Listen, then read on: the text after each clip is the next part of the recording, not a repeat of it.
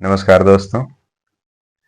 आज आपके साथ फिर अपनी बातों को और आपके साथ संवाद करने के लिए उपस्थित हुए हैं। जैसा कि पिछली वीडियो आपने देखा ही होगा और चीज़ों को समझा होगा, और मुझे भरोसा है कि उन बातों को अपने लाइफ में उतारा होगा। और एक समाज वही अच्छा हो सकता है जिसमें जो बातें कही गई हैं महापुरुषों की और जो चीजें अच्छी हैं उनको अपने जीवन में उतारने से परिवर्तन होगा, ना कि सुनने से, ना कहने से। जब तक आप उस बात को अपने जीवन में अप्लाई नहीं करेंगे और इम्प्लीमेंट नहीं करेंगे, दूसरों को समझाएंगे नहीं, अपने जो छोटे हैं उनको बताएंगे नहीं, तब तक परिवर्तन होगा नहीं। और मुझे बिल्कुल भरोसा है आप पे कि आप इस बात को ध्यान देते हुए कर रहे होंगे। और एक बड़े होने के नाते, एक समझदार नागरिक होने के नाते, ये हमारा फर्ज बनता है कि हम अपने छोटों को और जो इस इन बातों से वंचित रह गए हों उनके साथ चीजों को साझा किया जाए। तो उसी श्रृंखला में आज अगला दोहा आपके साथ साझा करेंगे और चर्चा करेंगे कि कबीरदास जी ने कितनी व्यापकता से और कितने सरल भाषा में और कितने सूक्ष्म तरीके से समाज को देखा और उन पे सहजता से सबको इस बात से जागरूक कराया।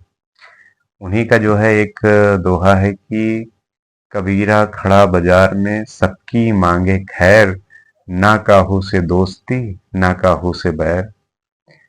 तात्पर्य यह है कि कबीरा खड़ा बाजार में, उनका मतलब यह है कि कबीर जब इस संसार को देखते हैं और एनालाइज करते हैं तो ये समझते हैं कि कबीरा खड़ा बाजार में सबकी मांगे खैर।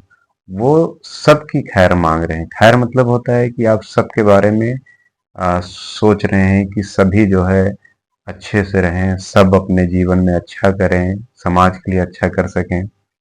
तो कबीरा खड़ा बाजार में सबकी मांगे खैर, ना काहू से दोस्ती ना काहू से बैर।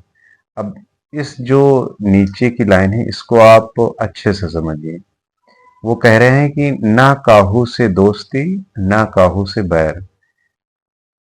सीधी सी बात है कि अगर आप किसी से दोस्ती कर रहे हैं तो उसके साथ लगाव होगा, मोह होगा, प्यार होगा। और जब ये चीजें बढ़ती हैं तब दिल के टूटने का या आ, भरोसा टूटने का खतरा रहता है। सिंपल और शाब्दिक अर्थ इससे यही निकलता है कि ना काहू से दोस्ती ना काहू से बैर, और किसी से कोई दुश्मनी नहीं। अगर आप दुश्मनी करते हैं तो उससे भी आपको नुकसान और बहुत सारी तरह की चीजें आपको सामना करना पड़ेगी। तो ये उनका शाब्दिक दोहे का अर्थ यही निकलता है कि ना काहू से दोस्ती ना काहू से दो बैर। सीधा सिंपल यही कहना चाहते हैं। अब अगर आप इसको अपने व्यवहारिक जीवन में, अपने प्रोफेशनल कैरियर में और किसी भी तरीके से देखें, रिलेशनशिप में किसी भी तरीके से देखें, तो आप ऐसे समझ सकते हैं कि जैसे कि एक एंटरप्रेन्योर के लिए हम इस बात को अगर सीखने का प्रयास करें कि अ, जैसे कि आप बिजनेस कर रहे हैं। बिजनेस में आप इमोशन को नहीं ला सकते, क्योंकि बिजनेस का एक अपना रूल होता है कि there is no permanent friend and there is no permanent enemy.